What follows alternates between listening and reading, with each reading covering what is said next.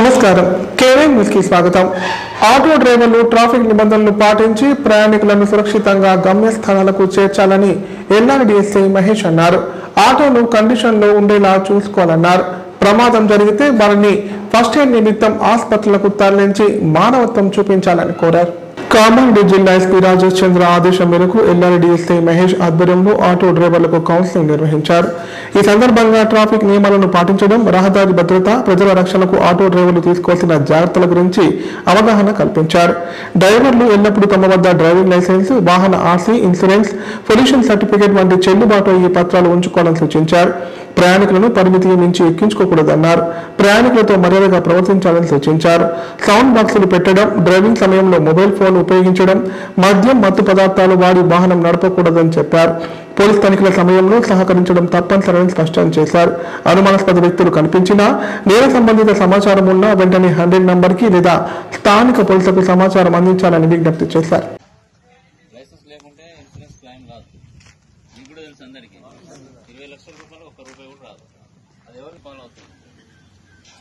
Licence insurance అనేది 100% compulsory ఉండాల్సిందే. ఇంకొకటి మొబైల్, మేము ఒక హ్యాండ్తో మొబైల్ మాట్లాడుతున్నారు, ఇంకో హ్యాండ్తో స్టీరింగ్ చెప్తా ఉన్నారు. మొబైల్ నేను చెప్తున్నా, మొబైల్ డ్రైవింగ్ మొన్ననే మా మొబైల్ డ్రైవింగ్ ఇయర్ బ్యాగ్స్ పెట్టుకుని టెర్రరిస్టులతో సమానం అని ఇచ్చాము. సో మేము అది కూడా ఇంప్లిమెంట్ చేస్తాం. మేము అవసర పరిస్థితి వచ్చినప్పుడు బండి ఒక సేఫ్ సైడ్ పెట్టుకొని మాట్లాడుకున్న తర్వాత వెళ్ళండి. ఇంట్లో ఉన్న ప్యాసింజర్స్ కూడా ఎవరి రెస్పాన్సిబిలిటీ మీరే. వాళ్ళ కుటుంబాలు ఉంటాయి, పిల్లలు ఉంటారు.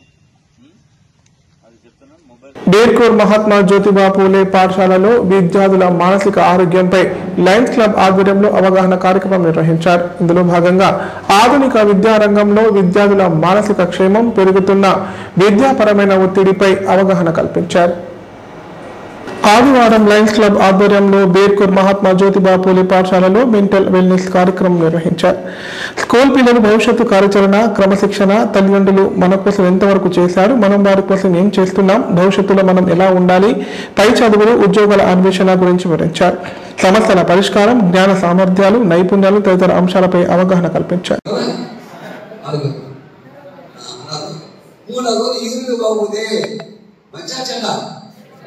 అలానే నీ మైండ్ లో వచ్చినటువంటి చెడ్డ ఆలోచనలు ఫిల్టర్ చేసుకోలేకపోతే, if you cannot filter whatever your thoughts, whatever feelings, whatever your ideas filter చేసుకోలేకపోతే యువర్ మైండ్ బికమ్ ఇల్.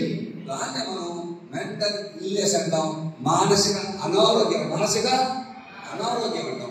అమ్మ మాట ఎదిరిపోయినా, నాన్న మాట ఎదిరిపోయినా, సార్ మాట ఎదిరిపోయినా, నీ ఫ్రెండ్స్ మాట ఎదిరిపోయినా, నీ మాటను వినకుండా సక్రంగా లేకపోతే నువ్వు మానసిక రోగివి. Mind controls me, it becomes bad friend of me. 18 సంవత్సరాల వరకు కూడా మీ అందరికి తెలియకపోవచ్చు, సెల్ ఫోన్స్ వాటి నిషేధించారు. మన బ్యాటకి ఏంటంటే మన అమ్మానాలు బాగా బిజీగా ఉండి, కొంచెం సంపాదనలు బాగా సంపాదనలు బాగా మీ అందరికి సంపాదన బాగా బిజీగా ఉండి, 3 నెలలు పిల్లవాడు కూడా అన్నం తినకపోతే, పాలు తాగకపోతే మనం ఏమిస్తున్నాం? మనం మరి చిన్నప్పటి నుంచి పూల అలవాటు చేసిన వాడికి ఎవరికి మన పిల్లడా. ఉమ్మడి జిల్లా వ్యాప్తంగా పలు ప్రభుత్వ పాఠశాలలు అంతర్జాతీయ బాలికల దినోత్సవం ఘనంగా నిర్వహించారు. బాలికలు ఎదుర్కొంటున్న విద్య, లింగ వివక్షత, పోషకాహారం, బాల్య వివాహాలు, చట్టపరమైన హక్కులు తదితర అంశాలపై అవగాహన కల్పించారు. అందరూ బాలికల హక్కులను రక్షించేలా కృషి చేయాలని కోరారు. అంతర్జాతీయ బాలిక దినోత్సవం సందర్భంగా ఉమ్మడి జిల్లాలోని ప్రభుత్వ పాఠశాలలో విద్యార్థులకు ఉపన్యాస, వ్యాసరచన, కవితలు, పాటల పోటీ నిర్వహించారు. ఈ సందర్భంగా వారు మాట్లాడుతూ ప్రతి ఒక్కరూ బాలికల అభ్యున్నతికి పాటుపడాలన్నారు. బాలికల హక్కులను రక్షించేలా కృషి చేయాలన్నారు. బాలికలపై జరుగుతున్న అత్యాచారాలు, అనర్థాలను నివారించి వారి హక్కులను తెలియజేసేందుకు ఐక్యరాజ్య సమితి ఈ దినోత్సవాన్ని ప్రకటించిందని పేర్కొన్నారు. సవాళ్లను తగ్గించి బాలికల హక్కులను ప్రోత్సహించాలని, లింగ సమానత్వాన్ని పెంపొందించాలని కోరారు. ఈ సందర్భంగా బాలికలకు సెల్ ఫోన్ వాడకం వల్ల కలిగే దుష్పరిణామాలు తదితర అంశాలపై అవగాహన కల్పించారు.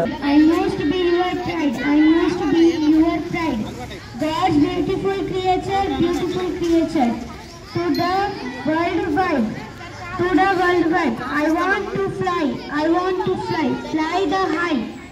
in the sky, higher in the sky, with the wings of freedom, with the wings of library.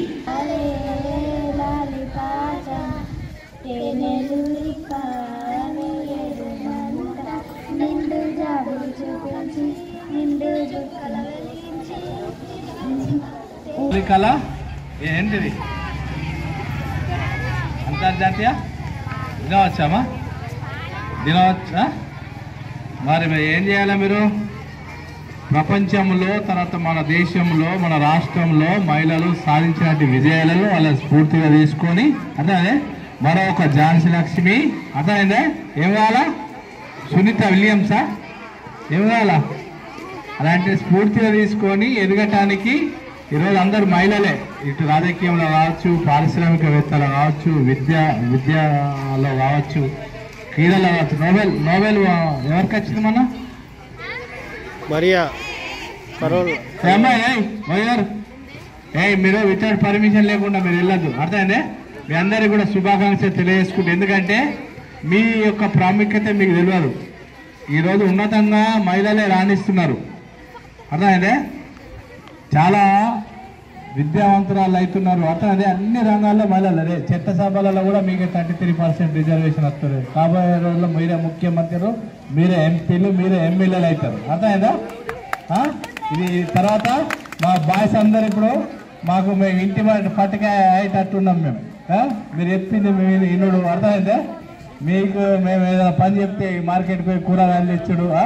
అంత ఉన్నతంగా ఎదగడానికి ఏంటంటే మహిళలో ఉన్నటువంటి ఒక శ్రద్ధ, ఒక డిసిప్లిన్, ఒక పంక్చువాలిటీ, ఒక క్రమశిక్షణ, ఒక బాధ్యతయుతంగా ఉన్నటువంటి పేరెంట్స్ కూడా గర్ల్స్ పట్ల ఒక అమాయకమైనటువంటి ప్రేమ, అనురాగం, తర్వాత వారి పట్ల ఎప్పుడు కూడా వారు బయటకు వెళ్ళేటప్పుడు వచ్చేటప్పుడు అడిగి ప్రశ్నించి వారి యొక్క ఆధీనంలో ఉంచుకొని అలానే మంచి విద్య అందించడానికి కూడా పేరెంట్స్ కూడా ప్రయత్నం చేస్తున్నారు. కాబట్టి అన్ని రంగాల్లో కూడా మంచి రిజల్ట్స్ సాధిస్తున్నారు. మొన్ననే మన IIITలో కూడా మనకు ఎంతమందికి వచ్చింది? మన పాఠశాల నుంచి చెప్పుకుంటే ఎంతమంది వచ్చింది మహిళలకు చెప్పండి? గర్ల్స్కు ఎంతమందికి వచ్చింది? 3. ఓకే, దాంట్లో ఉన్నత స్కోరు అబ్బాయి అయినా తర్వాత మన సెకండ్ స్థానంలో అమ్మాయిలు అట్లా చేసారు. ఎక్కువ మటుకు ఎడ్యుకేషన్లో కూడా ఇప్పుడు రిజల్ట్స్ కూడా అమ్మాయిలు ఎక్కువ ఉంది, అర్థమైందా? దాంట్లో మీరు స్ఫూర్తిగా తీసుకొని పాఠశాల మీ పేరెంట్స్. మున్సిపాలిటీలో కార్మికుల శ్రమ దోపిడీ జరుగుతోందని CITU నాయకులు అన్నారు. పట్టణాలను సుందరంగా తీర్చిదిద్దడంలో కీలక భూమిక పోషిస్తున్న పారిశుద్ధ కార్మికులకు కనీస వేతనాలు చెల్లించడం లేదని ఆవేదన వ్యక్తం చేశారు. కామారెడ్డి జిల్లా ఎల్లారెడ్డి పట్టణంలో CITU ఆధ్వర్యంలో మున్సిపల్ కార్మికులు 5వ మహాసభలు నిర్వహించారు. సందర్భంగా వారు మాట్లాడుతూ నిరంతరం కార్మికుల పక్షాన పోరాటం నిర్వహిస్తున్న సంఘం CITU అన్నారు. జిల్లాలో సంఘటిత అసంఘటిత రంగ కార్మికుల సమస్యలపై అనేక ఉద్యమాలు నిర్వహించడం జరిగిందన్నారు. కార్మికులతో ప్రభుత్వాలు వెట్టి చాకరీ చేయిస్తున్నారని చెప్పారు. కామారెడ్డి జిల్లా మహాసభలు 5వ మహాసభలు విజయవంతంగా జరిగినాయి. ఈ మహాసభల ఉద్దేశం ఏంటంటే మున్సిపల్ కార్మికులకు పర్మనెంట్ చేస్తామని, వారికి కనీస వేతనాలు ఇస్తామని, ఎలక్షన్ల ముందు కాంగ్రెస్ ప్రభుత్వం ప్రజాపాలన పేరుతోటి అధికారంలోకి వచ్చి 2 సంవత్సరాలు కావస్తున్న నయా పైసా కూడా మున్సిపల్ కార్మికులకు పెంచలేదు. అలాగే పక్క రాష్ట్రంలో 24,000 రూపాయలు ఇస్తున్నారు. అలాగే వాళ్ళకు ఇన్సూరెన్స్ ఇస్తున్నారు, వాళ్ళకు హాస్పిటల్కు సంబంధించి 10 లక్షల రూపాయలు ఇస్తున్నారు. కానీ ఇక్కడ మా జీతాలలో PF డబ్బులు కానీ ESI డబ్బులు కట్ అవుతున్నా మాకు ఇప్పటికీ ESI దవాఖాన లేదు, PF డబ్బులు అలాగే ఉన్నాయి. ఇటువంటి ప్రాబ్లమ్స్ ఈ ప్రభుత్వం మమ్మల్ని ఇబ్బందులకు గురి చేస్తుంది. కాంగ్రెస్ ప్రభుత్వం ఏ విధంగా అయితే మేనిఫెస్టోలో పెట్టిందో మున్సిపల్ కార్మికులను పర్మనెంట్ చేస్తామని ఆ మాట సీఎం రేవంత్ రెడ్డి గారు నిలబెట్టుకోవాలా. లేని పక్షంలో మున్సిపల్ కార్మికులకు ఆవేశానికి గురి కాక తప్పదు. గత ప్రభుత్వాలు మోసం చేసిన ప్రభుత్వాలు గద్దె దింపిన చరిత్ర ఈ మున్సిపల్ యూనియన్కు ఉన్నది. కాబట్టి ఈ నెల 14-15 తారీఖు రంగారెడ్డి జిల్లాలో తుర్కపల్లి మండలంలో Telangana municipal workers and employees union రాష్ట్ర మహాసభలు జరుగుతున్నాయి. ఆ మహాసభలో అనేక నిర్ణయాలు జరుగుతాయి. మున్సిపల్ కార్మికులు పర్మనెంట్ చేయాలా, కాంగ్రెస్ మేనిఫెస్టో ప్రకారం మున్సిపల్ కార్మికులకు న్యాయం చేయాలా, 60 సంవత్సరాలు నిన్న కార్మికులను పనులకు తీసుకోవడం లేదు, వారసులకు ఉద్యోగం కల్పించాలా, 10 లక్షల రూపాయలు ఎక్స్గ్రేస్ ఇవ్వాలా, చనిపోయిన కార్మికులకు వాళ్ళ ఇంట్లో ఒక్కరికి ఉద్యోగం కల్పించాలా, 10 లక్షల ఎక్స్గ్రేస్ ఇవ్వాలా, అలాగే రిటైర్మెంట్ బెనిఫిట్స్ ఇవన్నీ కల్పించి మున్సిపల్ కార్మికులకు న్యాయం చేయాలా. లేని పక్షంలో మేము మున్సిపల్ కార్మికులు చేసే పోరాటానికి ఈ కాంగ్రెస్ ప్రభుత్వం, రేవంత్ రెడ్డి ప్రభుత్వమే బాధ్యత వహించవలసి ఉంటుందని మహాసభలో చర్చించడం జరుగుతుంది. కాబట్టి అటువంటి చర్చ జరగకుండా మున్సిపల్ కార్మికుల మీద ప్రేమతోటి కనీస వేతనం 26,000 రూపాయలు ఇవ్వాలని మేము ఈ సందర్భంగా, ఈ మహాసభ సందర్భంగా డిమాండ్ చేస్తా ఉన్నాం. ఇప్పుడు ప్రకటనలు. కామారెడ్డిలో 50 పడకల ISO సర్టిఫైడ్ గల ఏకైక hospital life hospital Kamareddy. Aarogyasri, EHS మరియు అన్ని రకాల నగదు రహిత హెల్త్ ఇన్సూరెన్సులు గల ఏకైక hospital life hospital. Aarogyasri card లేదా తెల్ల రేషన్ కార్డు ఉన్నవారికి ఆరోగ్యశ్రీ మరియు ఆయుష్మాన్ భారత్ ద్వారా ఆపరేషన్లు ఉచితంగా చేయబడును. 24 గంటలు అత్యవసర వైద్య సేవలు అందించబడును. మా సదుపాయాలు: అత్యాధునిక operation theatre, laminar OT, ICU, x ray, physiotherapy, dexa scan, pharmacy సౌకర్యాలు కలవు. రాష్ట్ర ప్రభుత్వ ఉద్యోగులకు ఫీజు రీయింబర్స్మెంట్ సౌకర్యం కలదు. సంప్రదించండి లైఫ్ హాస్పిటల్.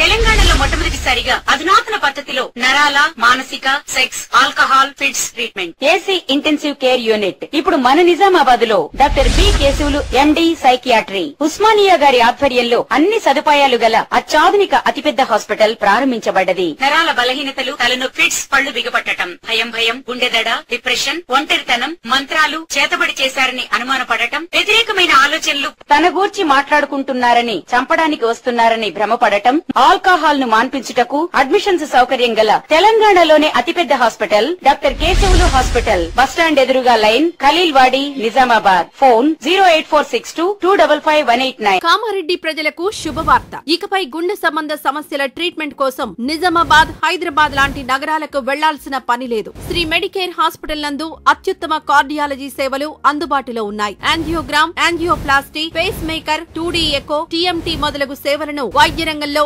అత్యుత్తమ అనుభవం కలిగిన డాక్టర్లు అందిస్తున్నారు. అంతేకాదు యూరాలజీ సర్వీసుల కోసం స్పెషలిస్ట్ డాక్టర్లు శ్రీ మెడికేర్ హాస్పిటల్లో అందుబాటులో ఉన్నారు. మా దగ్గర డయాలసిస్ సౌకర్యం ఉందని సగర్వంగా తెలియజేస్తున్నాం. మా ప్రత్యేకతలు: డయాలసిస్ సౌకర్యం, వెంటిలేటర్ సౌకర్యం, అధునాతన టెక్నాలజీతో కూడిన operation theatre, 24/7 ambulance services, emergency సేవలు. కామారెడ్డి జిల్లాలో ఎక్కడా లేని cath lab facility Shri Medicare హాస్పిటల్లో ఉంది. Shri Medicare hospital. మా అడ్రస్ RNB బిల్డింగ్ ఎదురుగా NH44 రోడ్, కామారెడ్డి. శ్రీరామ్ సాగర్ ప్రాజెక్టుకు ఎగువ నుంచి వరద ఉధృతంగా వస్తోంది.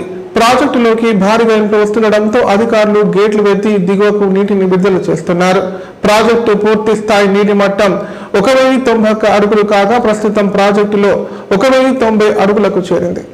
శ్రీరామ్ సాగర్ ప్రాజెక్టుకు ఎగువ నుంచి వరద ఉధృతి కొనసాగుతోంది. దీంతో 21 గేట్లు తెరిచి గోదావరిలోకి నీటిని విడుదల చేశారు. ప్రస్తుతం ప్రాజెక్టులోకి 75,394 క్యూసెక్కుల ఇన్ఫ్లో వస్తుండగా 75,394 క్యూసెక్కుల అవుట్ఫ్లో కొనసాగుతోంది.